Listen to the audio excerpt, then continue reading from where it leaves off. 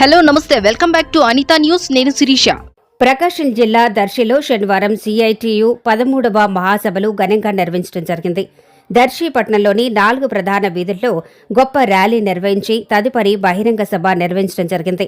ఈ సందర్భంగా సిఐటియు రాష్ట్ర ప్రధాన కార్యదర్శి నర్సింగరావు మాట్లాడుతూ, కూటమి ప్రభుత్వం వచ్చి 18 నెలలు అయినప్పటికీ కార్మికుల సమస్యలు ఒక్కటి కూడా తీర్చకపోగా డీఏలు 4 ఇవ్వవలసి ఉండగా 1 మాత్రమే ఇచ్చారని, బిల్డింగ్ వర్కర్స్ వేల కోట్ల రూపాయలు ప్రభుత్వం వాడుకుందని తెలిపారు. సిఐటియు ప్రకాశం జిల్లా అధ్యక్షులు సుబ్బారావు మాట్లాడుతూ, రాష్ట్ర ప్రభుత్వం విధానాల వల్ల ప్రకాశం జిల్లాలో పరిశ్రమలు మూతపడ్డాయని, ఆసియాలో ప్రఖ్యాతిగాంచిన పాలపొడి ఫ్యాక్టరీ మూతపడిందని ఆవేదన వ్యక్తం చేశారు.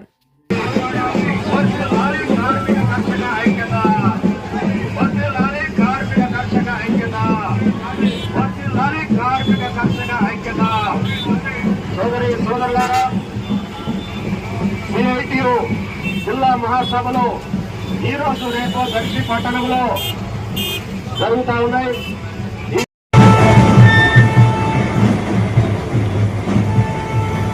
జయప్రదం చేయండి జిల్లా మహాసభలను, జయప్రదం చేయండి. ఈ రోజు రేపు జరుగుతున్న సిఐటి జిల్లా మహాసభలను జయప్రదం.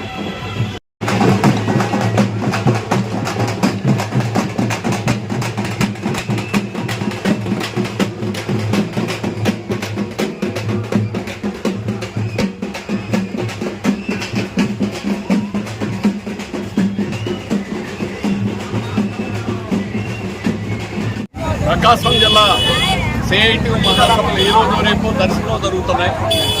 సిఐటియు కార్మిక వర్గం యొక్క భవిష్యత్ కార్యక్రమాన్ని రూపొందిస్తుంది.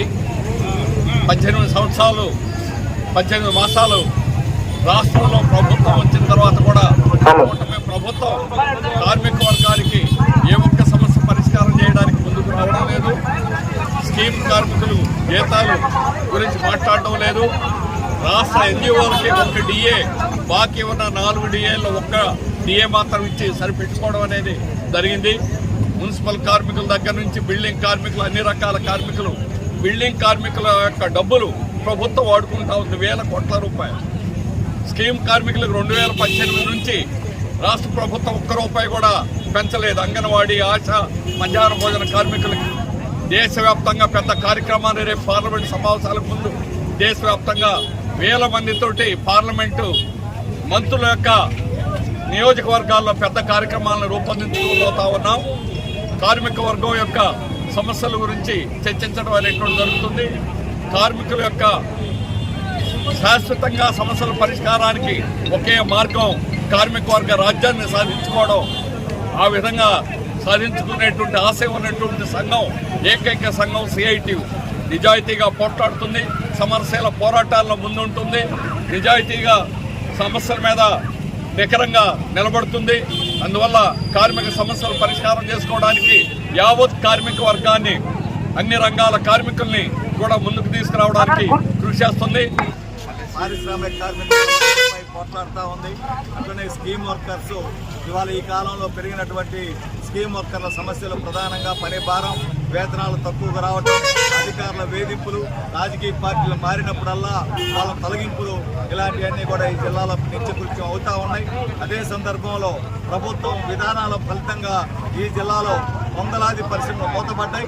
ప్రఖ్యాతిగాంచినటువంటి ఆసియాలోని పెద్దదైనటువంటి పాలపొడి ఫ్యాక్టరీని పూర్తిగా మూసివేసినటువంటి పరిస్థితి ఉంది. అదే సందర్భంలో వలస కార్మికుల సంఖ్య పెరుగుతూ ఉంది. వీళ్ళకి వలస రక్షణ కల్పించబడట్లేదు, ప్రమాదాలు జరుగుతూ ఉన్నాయి. వీటన్నిటి మీద ఇవాళ రేపు జరిగే మహాసభల్లో మేము చర్చించి రాబోయే రోజుల్లో ఈ జిల్లాలో మొత్తం కార్మిక వర్గాన్ని ఐక్యం చేసి సమస్యల పోరాటానికి జిల్లాని